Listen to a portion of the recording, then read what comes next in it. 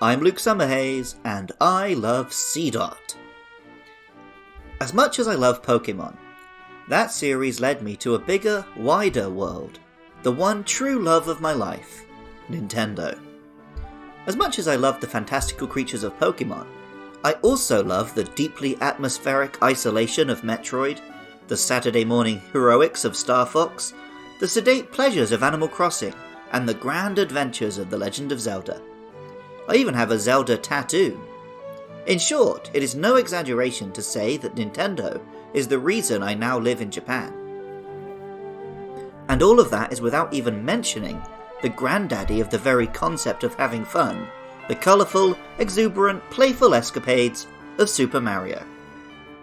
I can't count the number of Goombas I've stomped over the years. A war crime's worth of squat brown mushrooms have been squished under the plumber's boot at my command. But I have a certain affection for the useless minions. I even wear a big warm Goomba hat all through the winters.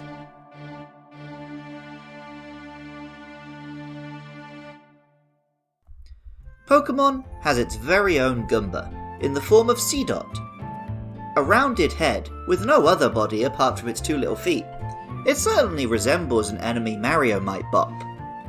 Goombas are officially shiitake mushrooms, but they resemble chestnuts, and their Japanese name is kuribo, from the Japanese name for a chestnut.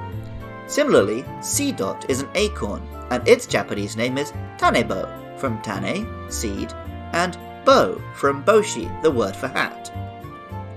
The most dangerous thing a Goomba can do is drop on Mario from above unexpectedly. Similarly, acorns and chestnuts are at their most dangerous when falling from trees and bonking folks on the head. Seedot's Pokédex entries often discuss the same. Pokemon Ruby says, Seedot attaches itself to a tree branch using the top of its head. It sucks moisture from the tree while hanging off the branch. The more water it drinks, the glossier this Pokemon's body becomes.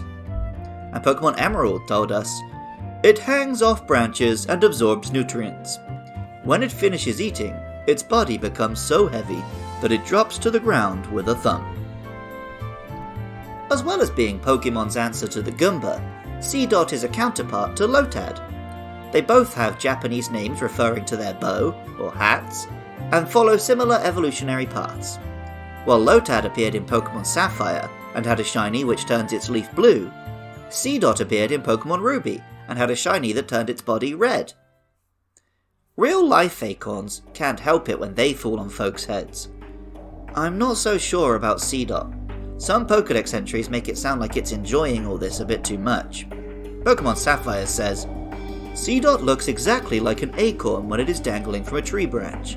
It startles other Pokemon by suddenly moving. This Pokemon polishes its body once a day using leaves.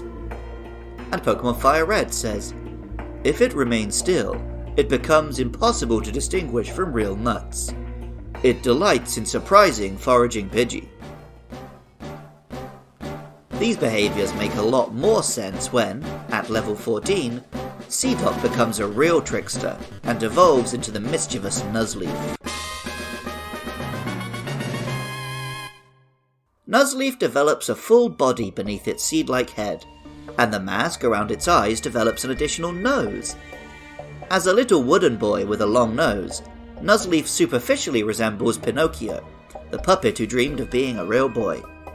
Coincidentally, as another little Mario reference, Toad in Japanese is called Kinopio, combining Pinocchio with the Japanese word for a mushroom. The name Nuzleaf combines nuzzle, as in to touch something with your nose, and leaf. The Japanese name, Konohana, combines Konoha, or leaf, with hana, or nose. The whole Pokemon might be a pun, based on the fact that the Japanese for flower is also hana. The English name isn't as clever, but thanks to a webcomic starring a Nuzleaf resembling my favourite Lost character, John Locke, Nuzlocke has become the name for a self-imposed challenge run of a Pokemon game, with limited catching opportunities and permanently dying Pokemon and stuff like that.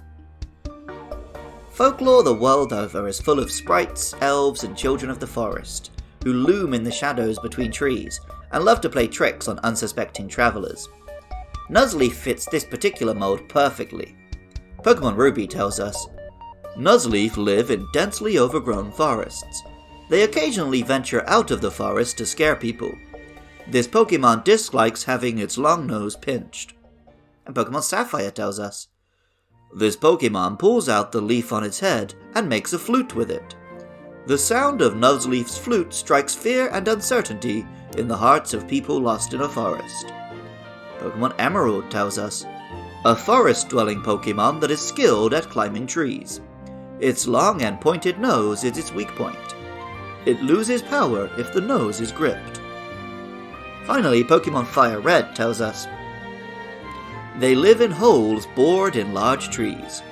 The sound of Nuzleaf's grass flute fills listeners with dread. Some of those darker entries, with the sense of dread it creates through its flute playing, particularly remind me of Skull Kid from The Legend of Zelda Majora's Mask. For Nuzleaf's origins, though, I think the clue is in another race of Zelda creatures, the humble Koroks. First introduced in The Wind Waker as descendants of the Kokiri tribe, these little fellas are made of wood with masks of leaves. The name comes from the Korpakur, a race of little people whom the Ainu tribes of Hokkaido believed inhabited their land before them. They were small in stature and rarely seen, living in houses with roofs of butterbur leaves. They weren't made of wood, though they are often depicted through small wooden dolls. Although they often hid from view, the Korpakur were not tricksters or malevolent creatures. That side of this Pokemon's character comes from elsewhere in Japanese mythology, as becomes very clear when, through the use of a leaf stone, Nuzleaf evolves into Shiftry. Shiftry is a bulky wooden creature, with a mouth like a nutcracker and a shaggy wooden coat. Its hands hold leaves splayed like a ninja's kunai blades, and its feet are balanced precariously on central blocks, like the single-toothed Japanese sandals known as geta. This broad, bulky design and these little details give Shiftry a samurai-like appearance at first glance. Being made of wood, with white hair like a shaggy coat and knives in hand, Shiftry resembles a Namahige. Namahige are men dressed in wooden masks and straw coats to look like Oni, who come around a village during a special festival and scare children into good behaviour, most famously in the Akita region of Japan. The white hair, long nose and geta sandals are also all specifically common components of the Tengu, one of the most infamous Japanese mythical creatures. Believed to have developed from the Garura, a red bird-like creature from Hinduism, which was transported to Japan along with Buddhist beliefs. The Tengu is a demonic creature with a long red nose. They often carry fans which they use to generate powerful winds. The Japanese name for Shiftry is even Dirteng, a combination of dirt or dirty and Tengu. The English name Shiftry comes from its shifty nature and, obviously, the word tree. Namahige are supposed to resemble monstrous Oni, and Tengu are generally depicted as villainous. Despite this, Shiftry has mostly abandoned its juvenile trickery and adopted the role of forest guardian. Pokemon Ruby tells us, Shiftry is a mysterious Pokemon that is said to live atop towering trees, dating back over 1,000 years. It creates terrific windstorms with the fans it holds. Pokemon Sapphire tells us, Shiftry's largest fans generate awesome gusts of winds at a speed close to 100 feet per second. The whipped-up wind blows anything away. This Pokemon chooses to live quietly, deep in forests.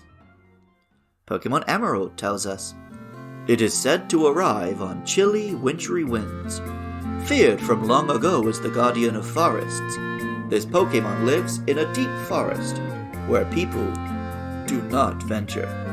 And Pokemon Fire Red and Leaf Green told us, a Pokemon that was feared as a forest guardian.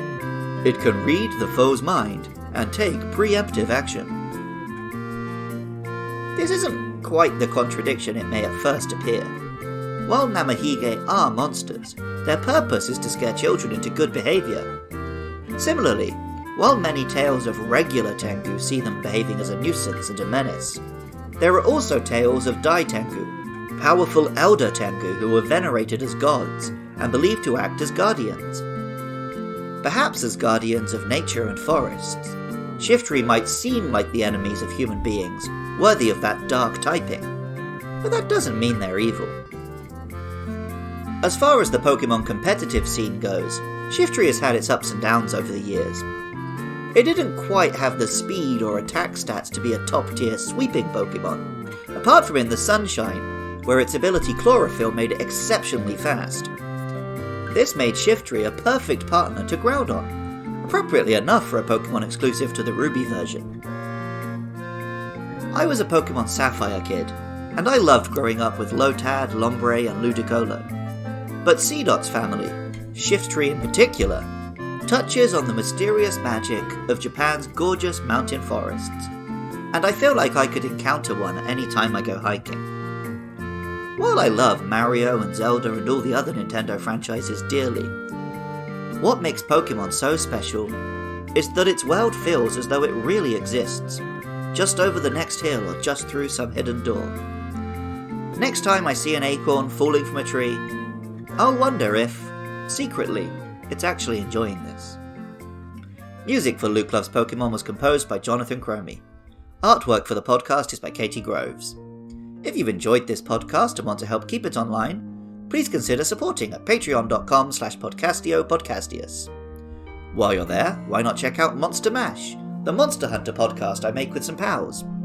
We're currently working our way through the monsters of Monster Hunter Rise, and that game's new monsters are just as full of fascinating yokai inspirations as Seedot and Lotad were. Alternatively, if you're interested in hearing me wax lyrical on more of my Nintendo love, I have a YouTube channel which gets like 3 views per video. You can probably find that by searching Luke Summerhaze on YouTube. Most of all though, I just love it when listeners get in touch.